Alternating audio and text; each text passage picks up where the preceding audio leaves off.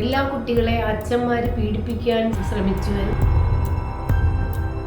അത് അന്വേഷിക്കപ്പെടേണ്ട കാര്യം തന്നെ. ഇത് എങ്ങനെ എല്ലാ കുട്ടികളും, അതും പത്തനംതിട്ട ജില്ലയിൽ മാത്രം. ലക്ഷ്മി മരിച്ചുപോയി. ഞാൻ ഇറങ്ങിയതിൻ്റെ 18ാമത്തെ ദിവസം മരിച്ചു. പോക്സോ ആണ്. ഒരു കുട്ടിയെ ഞാൻ പീഡിപ്പിച്ചു എന്ന് പറഞ്ഞു. അതായത് ഈ നാട്ടുകാരിയുടെ മകൻ അവിടുത്തെ അന്തേവാസിയായ പെൺകുട്ടിയെ പീഡിപ്പിച്ചു. ഇങ്ങനെ ഒരു കുട്ടിയെ ഞാൻ പീഡിപ്പിച്ചു എന്ന് പറഞ്ഞൊരു പരാതി പോയിട്ടുണ്ട്. 2ാമത്തെ ദിവസം ഞാൻ ഇങ്ങനെ ചോദിച്ചു, ഇവർക്ക് ഫുഡ് കൊടുക്കണ്ടേന്ന് ചോദിച്ചപ്പോൾ പറഞ്ഞു അത് കൊടുക്കണ്ട, വൈകിട്ട് കൊടുക്കാം. അവരെ എല്ലാം മെഡിക്കൽ ചെക്കപ്പിന് വിധേയമാക്കണമെന്നാണ് എൻ്റെ ആഗ്രഹം. അനാഥാലയങ്ങളിൽ നടക്കുന്ന തട്ടിപ്പുകൾ, ഇത്തരത്തിലുള്ള കഷ്ടപ്പാടുകൾ ഇനിയെങ്കിലും പൊതുജനങ്ങളുടെ മുന്നിലേക്ക് എത്തട്ടെ. നമസ്കാരം.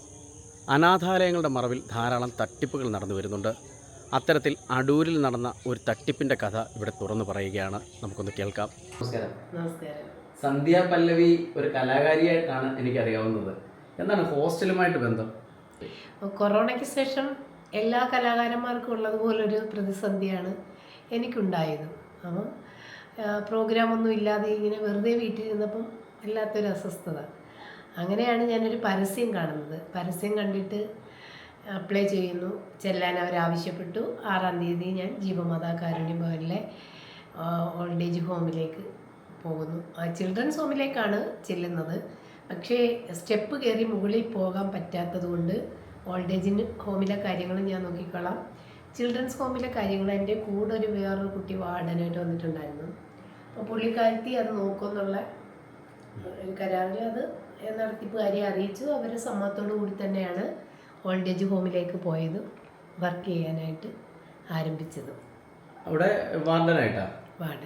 വാർഡനായിട്ട്. ഇത് ഏത് വർഷമാണ്? 2022 ജൂലൈ 6-ന് അവിടെ തുടങ്ങുന്നു. അവിടെ ജീവിതത്തിൽ ആദ്യമായിട്ടാണ് ഒരു ഹോസ്റ്റലിലേക്ക് കടന്നില്ല. ഹോസ്റ്റലല്ല, children's home and old age home. ഇത് സർക്കാരിന്റെ അധീനതയിലുള്ളതാണ്.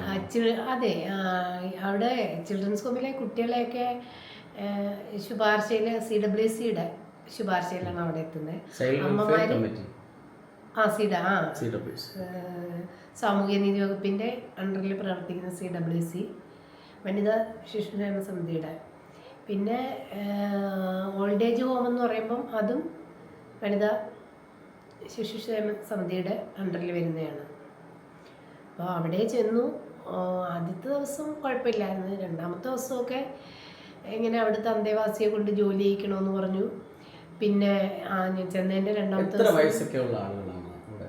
അവിടെ സാധാരണ ഓൾഡ് ഏജ് ഹോമിൽ 60 വയസ്സ് കഴിഞ്ഞവരാ. ഇവിടെ പക്ഷേ 22 വയസ്സുള്ള രജിത ഉണ്ടായിരുന്നു, 24 വയസ്സുള്ള ലക്ഷ്മി ഉണ്ടായിരുന്നു, 30 വയസ്സുള്ള അമ്പിളിയുണ്ട്. എല്ലാവരും എപ്പോഴും ഓർത്തിരിക്കുന്നുണ്ടല്ലേ? നല്ല കമ്പനിയാ. അതിന്റെ വീഡിയോ ഒക്കെ എൻ്റെ കയ്യിൽ ഇരിപ്പുണ്ട്. എല്ലാവരെയും പേരൊക്കെ വിളിച്ച് നല്ല സ്നേഹമായിരുന്നു. കാരണം ഇവര് ഫുഡ് കൊടുക്കുമ്പോഴേ വിളമ്പി കൊടുത്തിട്ട് ഇവരങ്ങ് പോകും. എന്നിട്ട് ഇവരാണ് ചെയ്യുന്നതെങ്കിൽ, ജോലിക്കാരില്ലെങ്കിൽ ആ ബാലൻസ് വന്ന ഫുഡുമായിട്ട് ഇവർ തന്നെ അങ്ങ് പോകും. പക്ഷേ നമ്മൾ വന്നതിന് ശേഷം നമ്മൾക്കും കൂടി അതിനകത്തുനിന്ന് കഴിച്ചോളാം പറഞ്ഞിട്ട് വെക്കും. അപ്പോൾ ഇവർക്ക് നമ്മൾ വെറുതെ ഒന്ന് ചോദിക്കുന്നതാണ്, ഇനി വേണമെന്ന് ചോദിക്കുമ്പോൾ അവർക്ക് ഭയങ്കര സന്തോഷമാണ്. അയ്യോ വേണമെന്ന് ആ ഒരു സംഭവമാണ് ആക്ച്വലി ഇങ്ങനെ ഒരു കേസുമായിട്ട് മുന്നോട്ട് പോകാൻ എന്നെ പ്രേരിപ്പിച്ചത് പോലും. കാരണം ആഹാരം കഴിക്കുക, ജീവൻ നിലനിർത്തുക എന്നുള്ളതാണല്ലോ നമ്മുടെയൊക്കെ ലക്ഷ്യം. അത് തന്നെ. അപ്പോഴ് എനിക്ക് അത് ഭയങ്കര വിഷമമായി പോയി. പിന്നീട് അതായത് അവിടുത്തെ ഉള്ളവർക്ക് കൊടുക്കുന്ന ഫുഡ് ഞാൻ ചെന്നതിൻ്റെ അന്ന് രാവിലെ ഒരു ദിവസം മാത്രം ഉപ്പുമാവ്, ചെന്നതിൻ്റെ പിറ്റേന്ന്. അത് കഴിഞ്ഞിട്ട് പിറ്റേന്ന് തന്നെ വൈകുന്നേരം അന്നദാനം ഉണ്ടായിരുന്നു, സദ്യയായിരുന്നു, പപ്പടവും പായസവും എല്ലാം കുട്ടികളെ. അപ്പം അതിൻ്റെ ബാലൻസ് വന്നത് പിറ്റേന്ന് രാവിലെ കഞ്ഞി, ഉച്ചയ്ക്ക് ചോറ്, വൈകിട്ട് വീണ്ടും കഞ്ഞി തന്നപ്പോൾ അത് പുളിച്ചു പോയിരുന്നു. പിന്നെ അതായത് ഈ അധികം വരുന്ന സാധനങ്ങൾ എടുത്ത് കളയുന്നില്ല.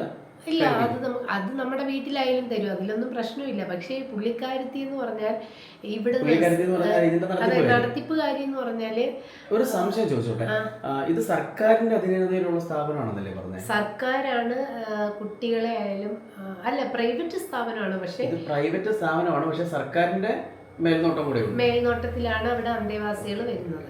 അപ്പോൾ സർക്കാർ, അതായത് ഗവൺമെന്റിന്റെ ഭാഗത്ത് നിന്ന് അവിടുത്തെ സഹായങ്ങളുണ്ടോ? ഗവൺമെന്റിന് ഫണ്ട് കിട്ടിയിട്ടുണ്ട്.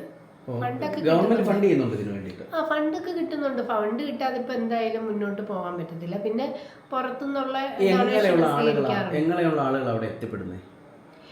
എനിക്ക് ഭയങ്കര വിചിത്രമായിട്ട് തോന്നിയ ഒരു സംഭവം എന്ന് പറഞ്ഞാൽ അവിടെ വരുന്ന കുട്ടികളെല്ലാം പെൺകുട്ടികളാണ്. പെൺകുട്ടികളെല്ലാം വരുന്നതെന്ന് പറഞ്ഞാൽ ഒരേ കേസിന്റെ പേരിലാണ്. അതായത് അച്ഛൻ പീഡിപ്പിച്ചു. അപ്പം ഞാനിരിക്കെ തന്നെ 3 കുട്ടികളുണ്ട് ഒരു വീട്ടിൽ. അതിൽ ഒരു കുട്ടീനെ പോക്സോ കേസിലെ കുട്ടി എന്നാണ് വിളിക്കുന്നത്. അപ്പം അതിപ്പം അതിൻ്റെയൊക്കെ ഇതൊക്കെ കർമ്മയാണ്, തിരിച്ചടിക്കുമല്ലോ. അപ്പം ഇപ്പം സ്വന്തം കുടുംബത്തിലും അത് വന്ന് അടിച്ചിട്ടുണ്ട്. പോക്സോ എന്ന് പറയുന്ന ആ ഒരു പേര് അവർ ഫാമിലിയിൽ വിശദമാക്കാമോ? വിവിധ കേസുകളിൽ പെട്ട കുട്ടികൾ അവിടെയുണ്ട്. കൂടുതലും വിവിധ കേസുകളിലല്ല, അവിടെ വന്നിട്ടുള്ള കൂടുതലും കുട്ടികൾ അത് അന്വേഷിക്കപ്പെടേണ്ട കാര്യം തന്നെ. ഇത് എങ്ങനെ എല്ലാ കുട്ടികളെയും, അതും പത്തനംതിട്ട ജില്ലയിൽ മാത്രം എല്ലാ കുട്ടികളെ അച്ഛന്മാർ പീഡിപ്പിക്കാൻ ശ്രമിച്ചു എന്നുള്ള ഒരു ആരോപണത്തിൽ കുട്ടികൾ 2 ദിവസം മുന്നേ ഞങ്ങള് പത്തനംതിട്ടയിൽ പോയിട്ടുണ്ടായിരുന്നു CWCയിൽ. അപ്പം ഗോപിക എന്ന് പറയുന്ന ഒരു കുട്ടിയുടെ 3 കുട്ടികൾ അവിടെയുണ്ട്. അപ്പം നേരത്തെയൊക്കെ ഗോപിക ചെല്ലുമ്പോഴൊക്കെ ഇവർ കുട്ടിയെ കൊടുക്കില്ല, സ്വന്തമായിട്ട് വീട് വേണം, വരുമാനം വേണം കുട്ടികളെ വളർത്താൻ. കുട്ടികളെ പ്രസവിക്കുന്ന സ്ത്രീക്കും പുരുഷനും അല്ലെ അച്ഛനും അമ്മയ്ക്കും അറിയില്ലേ, മാതാപിതാക്കൾക്ക് അറിയില്ലേ കുട്ടികൾക്ക് ചെലവിന് കൊടുക്കണം, അവരെ നോക്കേണ്ടത് ഞങ്ങളാണെന്നുള്ളത് അറിയില്ലേ. അപ്പം തീരെ നിവൃത്തി കെടുമ്പോൾ ഇതുപോലെ ഈ കൊറോണ പോലൊക്കെയുള്ള എന്തെങ്കിലും സംഭവങ്ങളൊക്കെ വരുമ്പോഴായിരിക്കാം. ഇല്ല, ഈ ഗോപിക അവിടെ ചെന്ന് ജോലി ചെയ്തുകൊണ്ട് മക്കളെ അവിടെ ആക്കിയതാ. എന്ന് പറഞ്ഞ പുള്ളിക്കാരത്തി കുഞ്ഞുങ്ങളെ നോക്കാം. പക്ഷെ അതിനും ഒരുപാട് പീഡനത്തിന് ഇരയാകേണ്ടി വന്നിട്ടുണ്ടെന്ന് പറഞ്ഞു. മാനസിക പീഡനം ശരിയായിരിക്കാം, കാരണം നമ്മളിത് നേരിട്ടൊന്നും ഞാനൊന്ന് ചോദിച്ചോട്ടെ, കൂടുതലും പോക്സോ കേസിൽ പെട്ട കുട്ടികളാണ് അവിടെ വരുന്നതെന്ന് ചേച്ചി പറഞ്ഞു. അതെങ്ങനെ ഇവര് തുറന്ന് പറയുമോ ചേച്ചിയുടെ? അതെങ്ങനെയായിരുന്നു ചേച്ചി ചോദിക്കും ഇവരോട് സംസാരിക്കും? ഞാനൊന്നും ചോദിച്ചിട്ടില്ല കുഞ്ഞുങ്ങളുടെ അടുത്ത് എങ്ങനെ വന്നു എന്നുള്ളത് ചോദിച്ചപ്പോൾ ഒരു അങ്കിള് വന്ന് പറഞ്ഞു എന്നാ. ഇപ്പൊ ആ അങ്കിളെന്ന് പറയുന്നത് ഞാൻ ലാസ്റ്റ് പറയാം, ആ സംഭവം ആ അങ്കിൾ ആരാണെന്നുള്ളത് ലാസ്റ്റ് പറയാം. അപ്പോഴ് ഇപ്പം പക്ഷേ എൻ്റെ പേരിൽ ഒരു ആരോപണമായിട്ട് അവരൊരു വീഡിയോ ചെയ്തപ്പം, ഉദയഗിരി ചേച്ചി ഒരു വീഡിയോ ചെയ്തപ്പം എനിക്കിതേക്കുറിച്ച് അറിയണമെന്നുള്ള ഒരു താല്പര്യം. അങ്ങനെ എനിക്ക് അറിയാവുന്ന കാര്യങ്ങൾ വെച്ചിട്ട് ഞാൻ ഇറങ്ങി പുറപ്പെട്ടു. അങ്ങനെ നിങ്ങൾക്കെതിരെ എന്തൊരു കേസ് വന്നു? ഒരു പരാതി. നിങ്ങൾ അവിടുത്തെ ഒരു സ്റ്റാഫായിട്ട് ചെല്ലുന്നു, ജോലി ചെയ്യുന്നു, ഞാൻ അവിടുന്ന് ഇറങ്ങി. ഈ അമ്മമാര് പറഞ്ഞവർക്ക് ഭയങ്കര ഞങ്ങൾക്ക് നിറയെ ഫുഡ് കിട്ടുന്നില്ല. അത് നമ്മൾ വ്യക്തമാക്കില്ല. അവിടെ ജോലി ചെയ്തിരുന്ന ആൾ പിന്നെ അവിടെ നിന്ന് ജോലി രാജിവെച്ചിറങ്ങിയോ? ഞാൻ അവിടെ 4 ദിവസം എന്നുള്ള 4ാമത്തെ ദിവസം ഇറങ്ങി. 10-ാം തീയതി. ഇത് ഞാൻ കാണുന്നത് ഇങ്ങനെയാണ്. ഒന്നാമത്തെ കാര്യം, പുള്ളിക്കാരത്തിയാണ് പാചകം ചെയ്യുന്നത്. പുള്ളിക്കാരത്തിയുടെ സമയത്തിനാണ് ഫുഡ് കൊണ്ടുവരുന്നത്. അപ്പോഴത്തേക്കും നമ്മൾ നടത്തിപ്പുകാരി, അവിടെ ഒരു സെർവൻ്റ് ഇല്ല. പിന്നെ ജോലി ചെയ്യിക്കേണ്ടതും അവിടുത്തെ ഒരു അന്തേവാസിയെ കൊണ്ടാണ്. അപ്പം പുള്ളിക്കാരത്തിക്ക് 3ാമത്തെ ദിവസം തലകറക്കം ഏതാണ്ട് വന്നിട്ട്, തലകറക്കം തന്നെ, വയ്യ, എനിക്ക് ശരീരം വേദനയുണ്ട്, എനിക്ക് ഒന്നും നിൽക്കാൻ വയ്യെന്നൊക്കെ പറഞ്ഞിട്ട് അന്ന് ഞാനാണ് ചെയ്തത്. ഇപ്പം ലാസ്റ്റ് ഞാൻ ഇവരെ കുറിച്ച് ഒരു വീഡിയോ ഇട്ടപ്പം അതിൽ ഞാൻ ആ വീഡിയോ ഇട്ടിട്ടുണ്ട്, ഞാൻ ചെയ്യുന്ന ജോലി. അതായത് അവിടെ തൂത്ത് വൃത്തിയാക്കി മലമൂത്ര വിസർജനം മുഴുവനും കഴുകി ഒരു ചാലു വഴി താഴോട്ട് അത് ഒഴുകി അങ്ങ് പോകും. എല്ലാം ക്ലീൻ ചെയ്ത് എല്ലാം വൃത്തിയാക്കിയത് ഞാനാണ്. അങ്ങനെ കണ്ടപ്പോൾ എനിക്കൊരു വിഷമം. ഒന്നാമത്തെ കാര്യം, ഈ അന്തേവാസിയെ കൊണ്ട് അതെല്ലാം ചെയ്യിക്കുന്നു. ഇത്രയും ആളുകളുടെ മലമൂത്ര വിസർജനം കോരണം, ക്ലീൻ ചെയ്യണം. ആ റൂമുകൾ, വാഷ്റൂമുകൾ, പിന്നെ ഇവർ കഴിക്കുന്ന പാത്രങ്ങൾ, അമ്മമാർ കഴിക്കുന്നത്. പിന്നെ 3-4 കിടപ്പ് രോഗികളുണ്ട്. അവർക്ക് ഒരു നേരം ഫുഡ് കൊടുക്കും. അതെന്താണ് അങ്ങനെ? രജിത എന്ന് പറയുന്ന കുട്ടി കിടപ്പ് രോഗിയാണ്. പക്ഷേ രജിത ബഹളം വെക്കും വിശക്കുമ്പോൾ. അപ്പോൾ ഈ വിശപ്പില്ലെങ്കിലും രജിത ഈ മലമൂത്ര വിസർജനം ചെയ്യുന്നുണ്ട്. അല്ല, ഇത് 2ാമത്തെ ദിവസം ഞാൻ ഇങ്ങനെ ചോദിച്ചു, ഇവർക്ക് ഫുഡ് കൊടുക്കണ്ടേന്ന് ചോദിച്ചപ്പോൾ പറഞ്ഞു അത് കൊടുക്കണ്ട, വൈകിട്ട് കൊടുക്കാം. 4ാമത്തെ ദിവസം ഞാൻ പോരുന്നതിൻ്റെ അന്നും ചോദിച്ചു. അല്ല, ഇവരെയൊക്കെ ഞാൻ പറഞ്ഞല്ലോ, എനിക്ക് ഒരുപാട് അറ്റാക്കുകൾ വരുന്നുണ്ട് സോഷ്യൽ മീഡിയയിൽ. ദൈവത്തെ ഓർത്ത് നിങ്ങൾ അവരെയൊക്കെ വീഡിയോ ഒന്ന് കണ്ടു നോക്കും. ഈ ഓണർ എങ്ങനെ ഇരിക്കുന്നു, ഈ അന്തേവാസികൾ എങ്ങനെ ഇരിക്കുന്നു, അവരെ എല്ലാം മെഡിക്കൽ ചെക്കപ്പിന് വിധേയമാക്കണം എന്നാണ് എൻ്റെ ആഗ്രഹം. വേറൊന്നിനുമല്ല. അതായത് ഇവർക്ക് ഭക്ഷണം കൃത്യസമയത്ത് കൃത്യമായിട്ട് കൊടുക്കുന്നില്ല. ഈ 4 ദിവസം കൊണ്ട് തന്നെ മൊത്തം കാര്യങ്ങൾ മനസ്സിലാക്കി. എനിക്ക് ഏകദേശം ഞാൻ എന്താണ് അറിയാലോ, പണ്ടേ ഇതിനകത്ത് സോഷ്യൽ വർക്ക് എനിക്ക് ഇഷ്ടമാണ്. അപ്പോൾ എന്തെങ്കിലും കണ്ടു കഴിഞ്ഞാൽ ഞാൻ ഒരിക്കലും ഒരാളെ അറ്റാക്ക് ചെയ്തില്ലെന്നുള്ളത് മോനറിയാമല്ലോ. മാക്സിമം നമുക്ക് അവരെ രക്ഷപ്പെടുത്താൻ ഏത് കാര്യത്തിലാണെങ്കിലും എന്ത് വലിയ പ്രശ്നങ്ങൾ വന്നാലും അത് ഡീൽ ചെയ്ത് സോഫ്റ്റ് ആക്കുന്ന ഒരാളാണ്. കാരണം എനിക്കിത് പറയുന്നത്, എനിക്ക് സന്ധ്യ ചേച്ചി എൻ്റെ ചെറുപ്പം മുതലേ അറിയാവുന്ന ആളാണ്. എൻ്റെ നാട്ടിലെ പല്ലവി സ്കൂൾ ഓഫ് മ്യൂസിക് തുടങ്ങി വെച്ച ആളാണ്. 4 ദിവസമായപ്പോൾ തന്നെ അവിടുത്തെ കാര്യങ്ങളെല്ലാം തിരിച്ചറിയാൻ പറ്റി. അതോടുകൂടി അവിടുത്തെ ജോലി കളയുകയായിരുന്നു. ഞാൻ 3-ാമത്തെ ദിവസം അമ്മമാരുടെ അടുത്ത് എന്ന് പറഞ്ഞു, ഞാൻ ഇവിടുന്ന് പോവുകയാണ്, എനിക്ക് തുടർന്ന് നിൽക്കാൻ പറ്റുന്നില്ല, വല്ലാത്ത മാനസികമായിട്ട് ബുദ്ധിമുട്ടുണ്ടെന്ന് പറഞ്ഞു. ഒന്നാമത്തെ കാര്യം ഇവരുടെയൊക്കെ ആ ഒരു ദൈന്യത നിറഞ്ഞ നോട്ടം, സംസാരം, ഇതൊക്കെ. പിന്നെ 3-ാമത്തെ ദിവസം തന്നെ പോകാമെന്ന് പറഞ്ഞപ്പോൾ ഓരോരുത്തരെ ഫാമിലി ബാക്ക്ഗ്രൗണ്ട് കാര്യങ്ങളൊക്കെ അവിടെ നിന്ന് ഞങ്ങളെയും കൂടി പുറത്ത് കൊണ്ടുപോകാൻ പറ്റുമെന്ന് ചോദിച്ചപ്പം ഫോൺ നമ്പരൊക്കെ തന്നു വീടുകളിൽ വിളിക്കാൻ. വീട്ടിൽ വിളിച്ചിട്ട് കിട്ടാത്തത് കൊണ്ടാണ് വീഡിയോ എടുക്കാൻ പറഞ്ഞത്. അവർ തന്നെ പറഞ്ഞിട്ടാണ് വീഡിയോ എടുത്തത്. അവരുടെ വീഡിയോകൾ എടുത്തിട്ടുണ്ട്. ആ വീഡിയോ വിഷമങ്ങൾ പറയുന്ന വീഡിയോ ആണ്. എല്ലാ വീഡിയോ ഉണ്ട്. അതെടുത്ത് സോഷ്യൽ മീഡിയയിൽ പ്രചരിപ്പിച്ചോ? ഇല്ല, അതുമായിട്ട് നേരെ അവിടുന്ന് ഇറങ്ങിയിട്ട് അപ്പം ഞാൻ പോകുന്നതിന് ഒരു 4 മണിക്കൂറിന് മുമ്പാണ് ഉദയഗിരി മാഡത്തിൻ്റെ അടുത്ത് നിന്ന് ഞാൻ പറയുന്നത്, ഞാനിവിടെ നിൽക്കുന്നില്ല, പോവുകയാണെന്ന്. ഉച്ചയ്ക്ക് ഫുഡൊക്കെ കഴിഞ്ഞൊരു 3:30 കഴിഞ്ഞാണ് ഞാൻ അവിടുന്ന് ഇറങ്ങിയത്. അപ്പം എന്താ പോകുന്ന സന്ധ്യ എന്ന് ചോദിച്ചു. ഞാൻ പറഞ്ഞു എനിക്ക് ബുദ്ധിമുട്ടുണ്ട് മേഡം ഇവിടെ നിൽക്കുന്നതിനെന്ന് പറഞ്ഞ്. ശരിയെങ്കിൽ നമ്മൾ നിർബന്ധിക്കുന്നത് ശരിയല്ലല്ലോ എന്ന് പുള്ളി സ്നേഹത്തോടെ തന്നെ. ഈ പറയുന്ന ഉദയഗിരിജി എന്ന് പറയുന്ന ആ വ്യക്തിയോട് എനിക്ക് പേഴ്സണലായിട്ട് ഒരു ശത്രുതയോ അല്ലെങ്കിൽ ഒന്നുമില്ല. എനിക്ക് അറിയില്ല. അതെ, കേസിൽ പെട്ടു. ഈ സ്ഥാപനം നടത്തിപ്പുമായി ബന്ധപ്പെട്ട് അല്ല, ഞാൻ ഒന്ന് പറഞ്ഞോട്ടെ. അവിടുന്ന് ഇറങ്ങിയിട്ട് ഞാൻ നേരെ അവിടുന്ന് പുറത്തിറങ്ങി. എന്നിട്ട് ഞാൻ ഗൂഗിളിൽ സെർച്ച് ചെയ്ത് നോക്കിയപ്പോൾ എനിക്ക് കൊടുമൺ സ്റ്റേഷനാണ് കാണിച്ചത്. അപ്പം ഞാൻ അവിടുന്ന് ഒരു ഓട്ടോ വന്നപ്പോൾ കൈ കാണിച്ച് നേരെ പോലീസ് സ്റ്റേഷനിലേക്കാണ് പോയത്. ചെന്നിട്ട് CI അവിടെ ഇല്ലായിരുന്നു. ഒരു 10 മിനിറ്റ് വരെ ഇരുന്നപ്പം CI വന്നു. CI ഈ വീഡിയോ മുഴുവനും കാണിച്ചു. CIക്ക് കാര്യങ്ങളൊക്കെ മനസ്സിലായി. ഒരു പരാതി എഴുതാൻ പറഞ്ഞു. അങ്ങനെ ഒരു പരാതി എഴുതി കൊടുത്തു. അപ്പോൾ ഈ പരാതിക്കകത്ത് പരാമർശിച്ചിരിക്കുന്നത് ഈ സ്ഥാപനത്തെ അപകീർത്തിപ്പെടുത്തിയോ അതിൻ്റെ പകർപ്പൊക്കെ ഞാൻ വേണമെങ്കിൽ എടുത്തുതരാം. പിന്നെ അല്ലെങ്കിൽ ഈ വ്യക്തിയെക്കുറിച്ചോ ഒന്നും പറഞ്ഞിട്ടില്ല. ഈ ആളുകളെ, അതായത് ഈ വ്യക്തികളെ പിന്നെ അവിടുന്ന് രക്ഷിക്കണമെന്നുള്ളതാണ്. അതായത് ഈ ലക്ഷ്മിയെ അവിടെ ഏറ്റവും കൂടുതൽ ദുരിതം അനുഭവിക്കുന്നത് ഈ ലക്ഷ്മിയും അമ്പിളിയുമാണ്. ലക്ഷ്മി മരിച്ചുപോയി. ഞാൻ ഇറങ്ങിയതിൻ്റെ 18-ാമത്തെ ദിവസം മരിച്ചു, മരണപ്പെട്ടു. എത്ര വയസ്സുള്ളതായിരുന്നു? 24 വയസ്സ്. ലക്ഷ്മിയെ ഞാൻ അതിന് വയ്യാത്ത ആ വീഡിയോ ഞാൻ എടുത്തിട്ടുണ്ടായിരുന്നു. ചൂടുവെള്ളമൊന്നും അതിനകത്ത് പിടിക്കാൻ ഇവർ കൊടുത്തില്ല എന്ന് പറയുന്ന വീഡിയോ CI കാണിച്ചിട്ടുണ്ടായിരുന്നു. അങ്ങനെ CI അവിടെ ചെന്ന് കാര്യം പറഞ്ഞപ്പോൾ ഇവർ ഉള്ളിൽ കയറ്റിയതൊന്നുമില്ല. CIയുടെ അടുത്ത് പറഞ്ഞത് ഇത് അടൂർ സ്റ്റേഷൻ്റെ പരിധിയാണ്, ഇവിടെ പറ്റില്ല, അടൂർ സ്റ്റേഷനിലാണ് പരാതി കൊടുക്കേണ്ടതെന്ന്. അപ്പോഴേ തന്നെ അവർ പിറ്റേന്ന് തന്നെ വിളിച്ചിട്ട് CI പറഞ്ഞു അടൂർ സ്റ്റേഷൻ്റെ പരിധിയായി എനിക്ക് തന്നതിൻ്റെ പരാതിയുടെ കോപ്പി ഇരിപ്പുണ്ടെങ്കിൽ ഒരെണ്ണം കൊണ്ടുവന്ന് അടൂർ സ്റ്റേഷനിൽ കൊടുക്കാൻ പറഞ്ഞു. അങ്ങനെ ഞാൻ അടൂർ സ്റ്റേഷനിൽ പോയില്ല. ഞാൻ അന്ന് ലൈവ് ഇട്ട് FBയിൽ ലൈവ് ഇട്ടിട്ട് ഈ അമ്മയുടെ വീഡിയോ കാണിച്ച് ദയവായി എനിക്ക് എന്നെ വിളിച്ചിട്ട് കിട്ടുന്നില്ല ആ നമ്പറിൽ, ഈ അമ്മയെ കൊണ്ടുപോകണം. നമുക്ക് ലക്ഷ്മിയോ അമ്പിളി അറിയുന്ന ആരെങ്കിലും ഉണ്ടെങ്കിൽ അവരെയും വീടുകളിൽ കൊണ്ടു മാറ്റണം, അല്ലെങ്കിൽ ഗവൺമെൻറ് ഹോമിലേക്ക് മാറ്റണം അധികാരികൾ കാണുവാണെങ്കിൽ എന്ന് പറഞ്ഞിട്ടാണ് ലൈവ് ഇട്ടത്. ഈ പ്രസ്ഥാനത്തെക്കുറിച്ചോ വ്യക്തിയെക്കുറിച്ചോ എവിടെയും പരാമർശിച്ചിട്ടില്ല. അത് കഴിഞ്ഞിട്ട് ഈ വീഡിയോ വൈറലായ സമയത്ത് നിങ്ങൾ ഈ ചെയ്ത ലൈവ് വീഡിയോ ആളുകളിലേക്ക് എത്തി. അടൂർ മെട്രോ ലൈവ് എന്നും പറഞ്ഞ ഫേസ്ബുക്ക് പേജ് ഇത്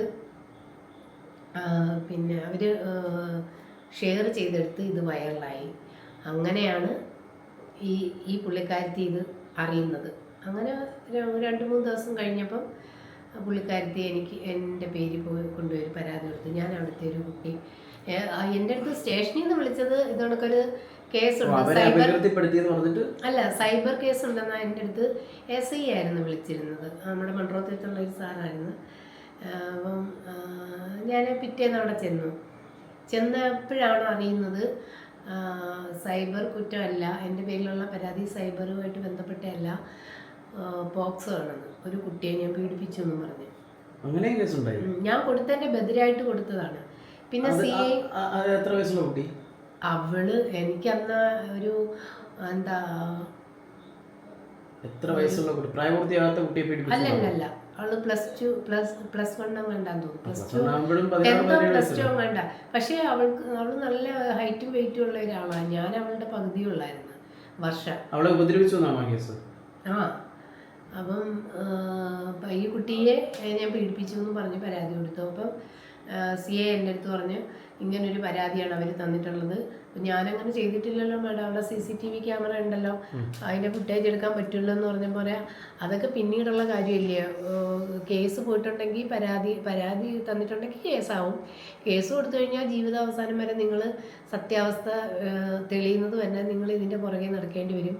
അതുകൊണ്ട് ആ വീഡിയോ ഒക്കെ ഡിലീറ്റ് ചെയ്ത് കളയണം. എന്നിട്ട് അവരെ കൊണ്ട് ഞാൻ പറഞ്ഞ് ഈ പരാതി പിൻവലിപ്പിക്കാന്ന് പറഞ്ഞു. അപ്പം എനിക്ക് അഡ്വക്കേറ്റിനോട് സംസാരിക്കണമായിരുന്നു. അങ്ങനെ എനിക്ക് സഖി എന്ന് പറയുന്നൊരു സംഘടനയുണ്ട്. ആ സംഘടനയിലെ അഡ്വക്കേറ്റിനെ വിളിച്ചപ്പം പുള്ളിക്കാരത്തി പറഞ്ഞ് വേറൊരു ഫോൾഡറിലേക്ക് അതൊക്കെ മാറ്റി വെച്ചിട്ടുണ്ട്. അപ്പോൾ അത് നേരത്തെ പുള്ളിക്കാരത്തിയായി ഇറങ്ങുന്നതിന് മുമ്പേ പറഞ്ഞിട്ടുണ്ടായിരുന്നു വേറൊരു ഫോൾഡറിലേക്ക് മാറ്റണമെന്ന്. അങ്ങനെ ഞാനത് മാറ്റി വെച്ചിരുന്നു. പക്ഷെ ഒരു വീഡിയോ മാത്രമേ ഉള്ളൂ മാറ്റാൻ പറ്റാഞ്ഞത്. അവരമ്മ മലമൂത്ര വിസർജനത്തിൽ കിടക്കുന്നത്. ബാക്കി എൻ്റെ കയ്യിലുള്ള ഫുൾ എവിഡൻസും ഞാൻ റിമൂവ് ചെയ്യിച്ചു അവരെന്നെ കൊണ്ട്, യൂട്യൂബിൽ കിടന്നതും ലൈവ് ഉൾപ്പെടെ. പിന്നെ ഒരു ലൈവ് ഉണ്ടായിരുന്നു, ആ ലൈവ് അവിടെ തന്നെ കടന്നിരുന്നു.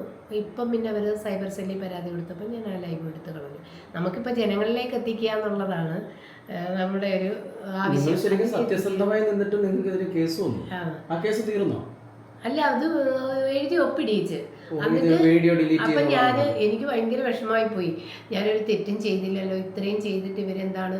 അപ്പം CA എൻ്റെ അടുത്ത് ചോദിച്ച കുറേ കാര്യങ്ങളൊക്കെ ഉണ്ട്. നിങ്ങൾക്ക് പറ്റുമോ ഇത്രയും പേരെ നോക്കാൻ എന്നുള്ളത്.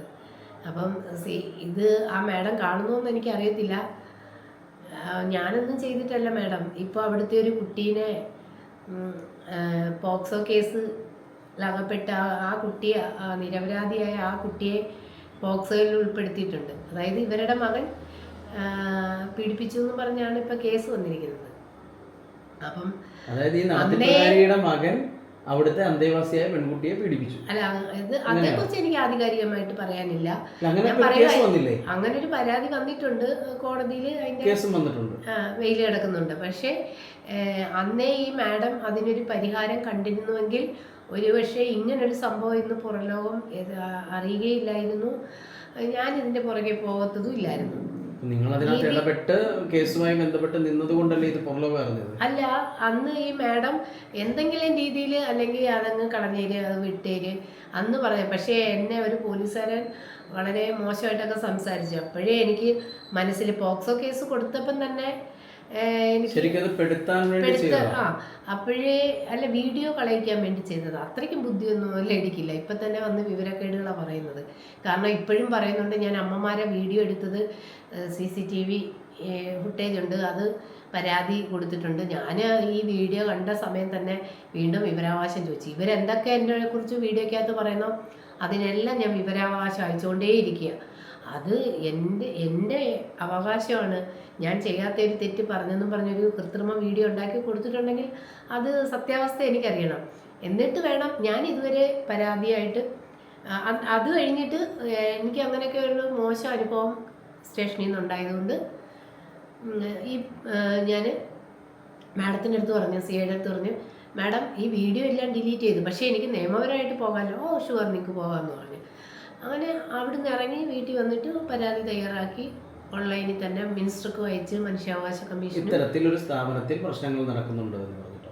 അല്ലല്ല കൊടുമൺ സി ഐക്ക് എന്താണോ കൊടുത്തത് ആ പരാതിയും അതിൻ്റെ കൂടെ എക്സ്ട്രാ എനിക്ക് പോലീസ് സ്റ്റേഷനിൽ നിന്ന് അനുഭവപ്പെട്ട സംഭവം ഈ ആൾക്കാരെ ഗവൺമെന്റ് ഹോമിലേക്ക് മാറ്റണമെന്ന് ആവശ്യപ്പെട്ടുകൊണ്ടാണ് സ്ഥാപനത്തിൽ നടന്ന പ്രശ്നങ്ങളെ കുറിച്ച് ആ പരാതിയാണ് ഇതിനകത്ത് കൊടുത്തിരിക്കുന്നത്. സ്റ്റേഷനിൽ കൊടുത്ത പരാതി.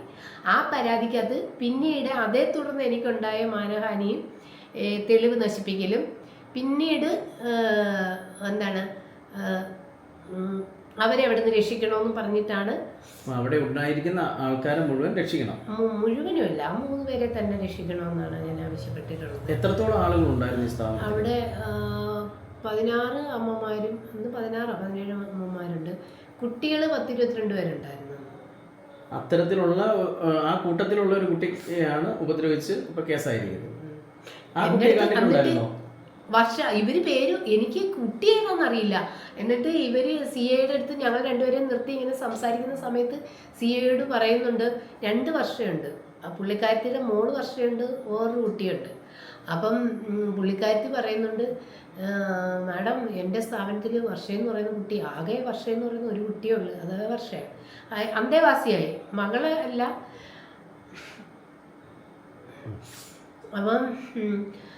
അപ്പം ഞാൻ മിനിസ്റ്റർക്ക് അയച്ചതിനകത്തും പിന്നെ വിവരാവകാശം ചോദിച്ചതിനകത്ത് ഇങ്ങനെ ഒരു കുട്ടിയെ ഞാൻ പീഡിപ്പിച്ചു എന്ന് പറഞ്ഞൊരു പരാതി പോയിട്ടുണ്ട്. ആ പരാതിയിൽ ആ കുട്ടിയുടെ മാതാപിതാക്കളോ അല്ലെങ്കിൽ ആ കുട്ടി അറിഞ്ഞാണോ അങ്ങനെ ഒരു പരാതി കൊടുത്തിട്ടുള്ളതെന്നുള്ളത് അന്വേഷിക്കണമെന്ന് പറഞ്ഞിട്ടും പിന്നെ അത് CWC അങ്ങനെ ഒരു കുട്ടിയെ ഒരാൾ പീഡിപ്പിച്ചിട്ടുണ്ടെങ്കിൽ ആദ്യം അറിയിക്കേണ്ടത് CWC അല്ലേ. അപ്പോൾ അവിടെ ഞാൻ വിവരാവകാശം ചോദിച്ചു. അന്ന് പരാതി കൊടുത്തു. എന്നെ മൊഴിയൊക്കെ എടുത്ത് എന്നെ വിളിപ്പിച്ചു അന്നല്ല ആ മാസം തന്നെ. അത് കഴിഞ്ഞിട്ട് ഇപ്പോൾ പുള്ളിക്കാരത്തി ഈ ഒരു എന്നിട്ട് നിരന്തരം ഞാനിങ്ങനെ പോസ്റ്റുകൾ ഇട്ടുകൊണ്ടേയിരുന്നു ഇവർക്കെതിരെ. ഇവരെ ഓരോ വീഡിയോയുടെ അടിയിലും ഈ വീഡിയോ വരുമ്പോഴും ഞാനിങ്ങനെ ഈ സംഭവത്തിനെ ആസ്പദമാക്കി വീഡിയോ ഇട്ടു. കാരണം എന്തെങ്കിലും പബ്ലിക്കിലേക്ക് ഇത് എത്തും, അതിലൂടെ ഒരു നീതി കിട്ടുമെന്ന്. പക്ഷെ വെറുതെ ഇതുവരെ ഒരു നീതിയും കിട്ടിയിട്ടില്ല. ഇതിലേക്ക് ഒരാളും ഇതൊരു പകപോക്കലായിട്ട് ആൾക്കാർ കാണുന്നത്. ഒരിക്കലും ഇപ്പോഴും ഞാൻ പറയുന്നു, എനിക്ക് ഇപ്പോൾ ഈ സംഭവങ്ങളൊക്കെ വരുമ്പോഴും എനിക്ക് അവരുടെ അടുത്തൊരു റെസ്പെക്റ്റ് ഉണ്ട്. കാരണം അവരിത്രയും ആൾക്കാരെ ഏറ്റെടുത്ത് നോക്കാനൊരു മനസ്സ് കാണിച്ചു. പക്ഷെ ഇവർക്ക് പിഴച്ചു പോയതേ, ഇവര് സാമ്പത്തികമായിട്ട് ഇവർ മെച്ചപ്പെടുന്ന സമയത്ത് നല്ല പ്രസ്ഥാനമാണ്. കാരണം നല്ല ബിൽഡിങ്ങും കാര്യങ്ങളൊക്കെ, വൃത്തിയില്ല. വൃത്തി എന്ന് പറയുന്നത് ഇല്ല, ഫ്രണ്ടിൽ മാത്രമുള്ള വൃത്തിയുള്ളൂ. പുള്ളിക്കാരത്തി സാമ്പത്തികത്തിലേക്ക് മാത്രം ഫോക്കസ് ചെയ്ത്. അപ്പോൾ അവിടെ മറ്റ് അന്തേവാസികൾ വല്ലാത്തൊരു പ്രതിസന്ധിയിലായിപ്പോയി. ഫുഡ് കിട്ടാതെ, ഒരു നല്ല ചികിത്സ കിട്ടാതെ, അങ്ങനെയൊക്കെയുള്ള ഒരു വല്ലാത്ത പിന്നെ ഒരു കാര്യമുണ്ട്, ഈ കുട്ടികളെന്ന് പറയുമ്പോൾ അവർ കളിച്ച് നടക്കുന്ന പ്രായം. അവർക്ക് വിശപ്പും കാര്യങ്ങളും ഒന്നും അവർക്ക് പ്രശ്നമല്ല. അവർക്ക് ഉച്ചയ്ക്ക് സ്കൂളിൽ നിന്നുള്ള ആഹാരം കിട്ടും, രാവിലെ കഴിച്ചിട്ടാണ് പോകുന്നത്. പക്ഷേ ഈ അമ്മമാരെ സംബന്ധിച്ച് അവർ നോക്കിയിരിക്കും. ഈ ഉച്ചയ്ക്ക് കുഞ്ഞുങ്ങൾ സ്കൂളിൽ പോയി കഴിഞ്ഞാൽ ഈ അമ്മമാർക്ക് കിട്ടുന്ന സമയം വരെ അവരിങ്ങനെ നോക്കിയിരിക്കേണ്ടി വരും. ഇവരുടെ സമയം അനുസരിച്ചാണ് ഇവർ ആഹാരം വെച്ചുകൊണ്ട് കൊടുക്കുന്നത്. അപ്പം അങ്ങനെയൊക്കെ കുറേ മിസ്റ്റേക്കുകൾ ഇവരിൽ നിന്നുണ്ടായിട്ടുണ്ട്. പിന്നെന്ന് പറഞ്ഞു കഴിഞ്ഞാൽ ആ പരാതികളൊക്കെ ഞാൻ വിവരാവകാശം ചോദിച്ചിട്ടുണ്ട്. എൻ്റെ കയ്യിൽ കുറച്ച് പരാതിയുണ്ട്. ഞാൻ പബ്ലിക്കായിട്ട് എൻ്റെ സോഷ്യൽ മീഡിയയിൽ ഇട്ടിട്ടുണ്ട്. ഒരാളുകളും അത് വായിച്ചു നോക്കാതാണ്. കാരണം ഈ വ്യക്തിയെക്കുറിച്ചോ സ്ഥാപനത്തെക്കുറിച്ചോ മോശപ്പെടുത്തി ഒരു വാക്ക് ഞാൻ എവിടെയും പറയാത്തെന്ന് പറഞ്ഞാൽ അവരൊരു നല്ല കാര്യമാണ് ചെയ്തത്. പക്ഷെ അവർക്ക് എവിടെയോ പിഴച്ചു പോയി. സംഭവം അത് തന്നെ. നമ്മൾ ഈ ഒരുപാട് യൂട്യൂബേഴ്സൊക്കെ വന്നിട്ട് പുള്ളിക്കാരത്തിനെ 4 കെട്ടി 5 കെട്ടി, അതൊക്കെ ഓരോരുത്തരുടെ പേഴ്സണൽ കാര്യങ്ങളാണ്. എല്ലാവർക്കും അവകാശമുണ്ട് ഓരോന്നും. അതൊന്നുമല്ല. പക്ഷേ ഈ എൻ്റെ ഇപ്പോഴത്തെ ഒരു അഭിപ്രായം ഞാൻ പറയുകയാണെങ്കിൽ, ഇതുവരെ ചെയ്തതിൻ്റെ ആ ഈശ്വരൻ കൊടുത്ത ഒരു കർമ്മ തിരിച്ചടിച്ചതാണ്. അവരെന്തൊക്കെ ചെയ്തിട്ടുണ്ടോ അതിന് ഞാനല്ല കാരണക്കാരി. ഈശ്വരൻ കൊടുത്തത് അവർക്ക് ഇതെല്ലാം. ഇനി അവർ ചെയ്യേണ്ടതെന്ന് പറഞ്ഞാൽ ചെയ്തതിൻ്റെ പ്രായച്ചിത്തം പോലെ അവരൊരാളിൽ നിന്നും സാമ്പത്തിക സഹായം സ്വീകരിക്കാതെ ജീവിത അവസാനം വരെ അവർ അമ്മമാരെ നോക്കട്ടെ. അവർ തന്നെ ജോലി ചെയ്ത് ആ അമ്മമാരെ അവരുടെ ചെലവിൽ തന്നെ അവർ സമ്പാദിച്ച് അവർ സംരക്ഷിക്കട്ടെ. ഇനി ഒരാളുടെ കയ്യിൽ നിന്ന് അവർ പിരിവെടുക്കണ്ട. ഫണ്ട് കിട്ടാറുണ്ടായിരുന്നല്ലേ? ഫണ്ടൊക്കെ കിട്ടാറുണ്ട്. പിന്നെ ഞാൻ ഇപ്പോൾ ഈ അടുത്ത സമയത്ത് അറിഞ്ഞൊരു കാര്യമുണ്ട്. ഈ പുള്ളിക്കാരത്തി നമ്മൾ വെറുതെയാണ് എന്താ വലയിൽ വെള്ളം കോരുന്നോണക്കായിപ്പോയി. ഈ കുറേ സാമ്പത്തിക സ്രോതസ് ഇവർക്കുണ്ട്, അങ്ങനെ എങ്ങനെയാണെന്നൊക്കെ പറയുന്നുണ്ട്. പക്ഷേ എനിക്കറിയാൻ കഴിഞ്ഞത് ഇവരുടെ ബിനാമി ഒരു പേരിൽ ഒരാളുടെ കയ്യിലാണ് ഇവർക്കുള്ള സാമ്പത്തികം മൊത്തം. ഇവരൊരു നിയമപരമായിട്ട് പോയി ഇവർക്കൊരു ശിക്ഷ കിട്ടുവാണെങ്കിൽ ആ സാമ്പത്തികവും നഷ്ടപ്പെടും. അതുകൊണ്ട് ഞാനിപ്പോൾ ഒരു പരാതി കൊടുത്തിട്ടുണ്ട്. ആ സ്രോതസ് കണ്ടെത്തുക എന്നുള്ളതാണ്. അത് ഗവൺമെൻറ്റിലേക്ക് കണ്ടുകെട്ടട്ടെ, അതല്ലേ നല്ലത്. അപ്പോൾ തീർച്ചയായിട്ടും അനാഥാലയം എന്ന് പറയുമ്പോൾ ഒരു സംരക്ഷണം കിട്ടും എന്ന് കരുതിയാണ് പ്രായം ചെല്ലുന്ന സമയത്തൊക്കെ പലരും അവിടെ എത്തുന്നത്, പലരും അവിടെ എത്തിക്കുന്നത്, കുട്ടികളെ ഉൾപ്പെടെ. പക്ഷേ അവിടെ സംരക്ഷണമില്ലായ്മയും ആഹാരമില്ലായ്മയും ദുരിതത്തിൻ്റെ ഒരു കയം തന്നെയാണെന്നാണ് അതിൻ്റെ ഒരു നേർസാക്ഷ്യമായിട്ട് പറഞ്ഞത്. ഞാൻ ഓൾഡ് ഏജ് ഹോമില്ല, അതുകൊണ്ട് എനിക്ക് അമ്മമാരുടെ കാര്യം മാത്രമേ കൂടുതൽ അറിയാൻ പറ്റൂ. പക്ഷെ കുട്ടികൾ, ചെറിയ പിള്ളേർ പല്ല് തേക്കാതെ ഈ പല്ലിലെല്ലാം ക്ലാവ് പിടിച്ച് കറ പിടിച്ചിരിപ്പുണ്ട്. പിന്നെ മുടിയിൽ എണ്ണ തേക്കത്തില്ല. അത് കണക്ക് തന്നെ ഞങ്ങൾക്ക് ഈ പുളിച്ച കഞ്ഞി തന്നപ്പോൾ ഞാൻ കുട്ടികളുടെ ചോദിച്ചിട്ടുണ്ടായിരുന്നു, നിങ്ങൾക്ക് തരാറുണ്ടോയെന്ന്. അപ്പോൾ കുട്ടികൾ പറഞ്ഞു ഞങ്ങൾക്ക് തരില്ല, അമ്മമാർക്ക് കൊടുക്കും. അമ്മമാരെടുത്ത് ചോദിച്ചപ്പോൾ അവർ പറയും എന്നും തരുന്നുണ്ടോ എന്ന് ചോദിക്കുമ്പം എപ്പോഴും ഇങ്ങനെയൊക്കെ തന്നെയാണോ എന്ന് ചോദിച്ചപ്പോൾ അല്ല, അന്നദാനം ഉള്ളപ്പം ഞങ്ങൾക്ക് ഇത് തന്നെ. പുള്ളിക്കാരത്തിക്ക് സമയമില്ല. ഇതിപ്പോൾ തിളപ്പിച്ചൂറ്റി വെച്ചാൽ വൈകുന്നേരം വരെ നമ്മുടെ വീട്ടിൽ നമ്മൾ കഴിക്കില്ലേ. ആൾക്ക് ഇതിന് സമയമില്ല. പുള്ളിക്കാരത്തിക്ക് 24 മണിക്കൂർ ഫോണാണ് പുള്ളിക്കാരി. പിന്നെ ട്രാവലിംഗ് ആണ്. പിന്നെ ഈ പറയുന്ന കുട്ടിയെ, ഇവരെ മരുമകളായ കുട്ടിയൊക്കെ താഴെ ഗ്രില്ല് നമ്മൾ പൂട്ടിയിടണം. വാർഡന്മാരുടെ ഒരു കുഴപ്പം. മറ്റേ വാർഡനൊരു ഏജ് കുറഞ്ഞ ഒരു പെൺകുട്ടിയായിരുന്നു. അപ്പോൾ ഒറ്റയ്ക്ക് താഴെ വന്നിരിക്കാൻ ബുദ്ധിമുട്ടുകൊണ്ട് ഈ പിള്ളേർ ഈ പറയുന്ന നടത്തിപ്പുകാരിയുടെ വീട്ടിലോ അല്ലെങ്കിൽ അവരുടെ കൂടെ പുറത്തേക്കോ പോകും. ആ സമയത്ത് നമ്മൾ ആ കൊതുകടികളെല്ലാം കൊണ്ട് പുറത്ത് അവർ വരുന്നത് വരെ വെയിറ്റ് ചെയ്തിരിക്കണം. 9 മണിക്കാണ് ഏത് സ്ഥാപനമാണെങ്കിലും, ആ ചിൽഡ്രൻസ് ഹോം എന്നല്ല ഏത് സ്ഥാപനമാണെങ്കിലും പൂട്ടേണ്ടത്. ഇപ്പം കുറേ ന്യൂസുകളൊക്കെ വരുന്നുണ്ട്. അതിൻ്റെയൊക്കെ യാഥാർത്ഥ്യം എന്താണെന്നൊന്നും നമുക്കറിയത്തില്ല. എന്തായാലും നിങ്ങൾ കൊടുത്ത പരാതികളിൽ നടപടി ഉണ്ടാകുമെന്നുള്ളൊരു വിശ്വാസം. ഇത്രയും ദിവസമായിട്ട് മെയിൻസ്ട്രീം ചാനലുകൾ പോലും ഇതൊന്ന് ഒരു ന്യൂസാക്കിയൊന്നും ചെയ്തിട്ടില്ല. അതുകൊണ്ട് എനിക്ക് എന്താണ് ഇതിനകത്തെ കാര്യം എന്നുള്ളത് ഇതിൻ്റെ പുറകെ ഞാൻ അങ്ങനെ തിരക്കി പോകുന്നില്ല. പക്ഷേ ഈ പുള്ളിക്കാരത്തി എനിക്കെതിരെ ആരോപിച്ച കാര്യങ്ങളെല്ലാം കൂടി വെച്ച് വിവരാവകാശം ചോദിച്ച് അതിൻ്റെ പുറത്ത് ഞാനൊരു പരാതി ഫയൽ ചെയ്യും. പരാതികളൊന്നും ഇല്ലല്ലോ? ഏതാ? ഉണ്ട്. ഞാനൊരു നോട്ട്സ് കൊടുത്തിട്ടുണ്ട് കളക്ടർക്ക്. അതല്ല, നമ്മൾക്കെതിരെ എന്തെങ്കിലും പരാതി ഉണ്ടോ? ഇല്ല, അതൊന്നും ഒത്തീർപ്പാക്കി. അല്ല, കൊടുത്തിരുന്നു. സൈബർ സെല്ലിൽ കൊടുത്തിട്ടുണ്ടായിരുന്നു, IG-ക്ക് കൊടുത്തിട്ടുണ്ടായിരുന്നു. ഞാൻ സോഷ്യൽ മീഡിയ വഴി അപമാനിച്ചു. ഞാൻ പറഞ്ഞില്ലേ, പുള്ളിക്കാരത്തിക്ക് അത്ര വലിയ ചിന്തിക്കാനുള്ള കഴിവുള്ള വ്യക്തിയല്ല.